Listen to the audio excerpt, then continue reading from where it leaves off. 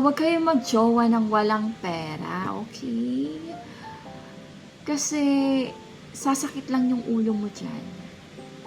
And then, maglolo ko lang din yan. So, kung maglolo ko lang din yan, tapos wala yung pera, eh, dun ka na sa mayaman. Diba? Dun ka na lang sa may pera, kaya ka pang buhayin. Kahit naglolo ko.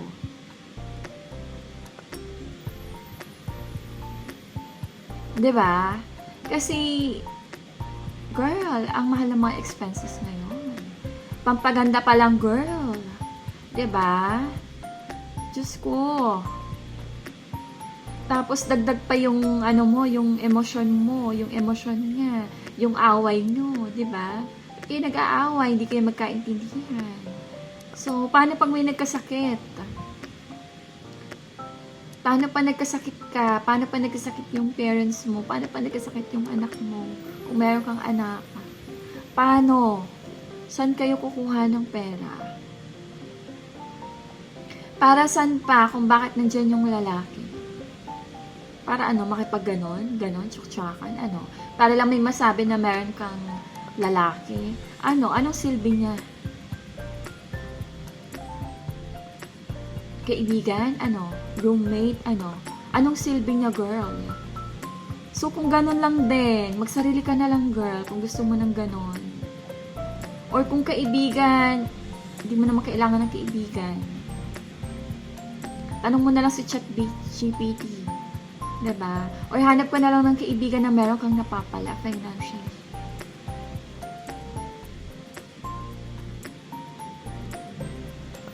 Kasi darating ang time, girl, malolosyang ka lang. Waste of time. Na dapat, napunta ka na lang doon sa lalaking kaya kang alagaan. Financially. Kayang lahat ibigay yung gusto mo. Bakit? Ba't ka magtsatsaga sa kanya? Wala ka bang confident? Hindi mo ba alam yung worth mo? Na mahal ang maintenance ng babae. In a way na yun palang sakit ng puson mo? Or kung meron kang anak pagbubuntis mo? Hindi mo ba deserve yon? Na itreat ka ng maayos? Alagaan ka ng maayos? Gusto mo ba yung naghihirap ka, nai-stress ka, saan ka maghanap ng pera?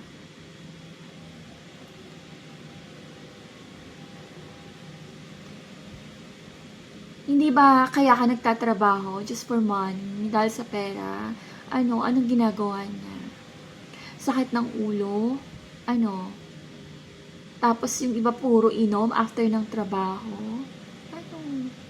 Gusto mo ba, girl, yung ganon? Anong nagustuhan mo sa kanya? Anong meron sa kanya, girl? Na-brainwash ka na ba? Na-manipulate ka na ba niya? Naakala mo ba super mahal ka? Kasi full effort siya? Girl, yun lang talagang kayang iambag niya sa'yo. Sweet words. Paglalambing. Sa kama. Yun ba yun? Yun ba yung hanap mo, girl? Habang ikaw, nai-stress na sa paghanap ng pera. Tapos siya hindi mo alam kung anong ginagawa niya.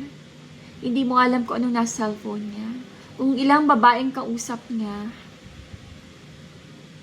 Girl, mag-isip-isip ka na. Wag na wag kang papatol sa walang pera. Iisa lang yung trabaho. Dapat marami siyang source of income.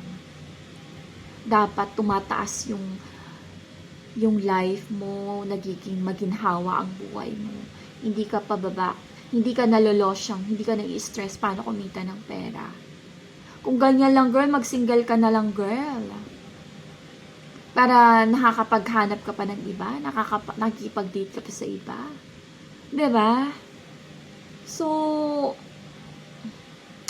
para saan pa? Anong purpose ng lalaki? Bakit nandyan siya?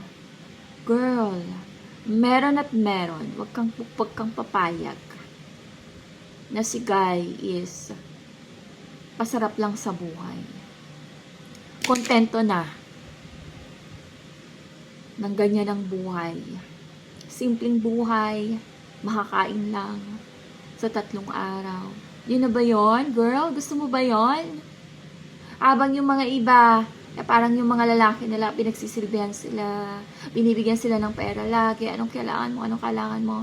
Siyempre, hindi naman niya magagawa yun kasi wala naman nga siyang pera. Diba? So, survival mode lang ba? Nasa survival. Paano makasurvive? Diba? Gusto mo yung ganun, girl? Na baka naman meron diyang iba. Meron at meron talaga, girl. Wag ka magtutok masyado sa kanya. Okay? Additional na lang siya sa buhay mo.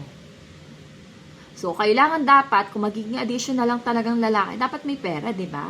Hindi naman pwedeng Again, ang pagmamahal, hindi makakabayad ng bills. Hindi yan makakabayad ng Meralco, ang salitang mahal, okay? Hindi yan nakakabayad ng kahit bayarin mo, girl, okay? So, mag-isip ka na, girl, common sense. Kung gusto umangat ang buhay, hanap ka ng may pera. Maraming source of income. At syempre, mahal na mahal ka times 10. Okay? Kasi hindi mo yan makukuha kapag hindi ka naman na super love. Okay?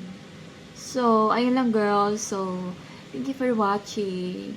Kasi kawawa naman ang mga babae, di ba? Yung time natin, mabilis tayong, alam mo yon, yung looks natin, 'di ba? Hindi pwedeng malosyan. So, ayun lang, girl. So, thank you for watching. And marami pa akong share. So, yun lang. Bye!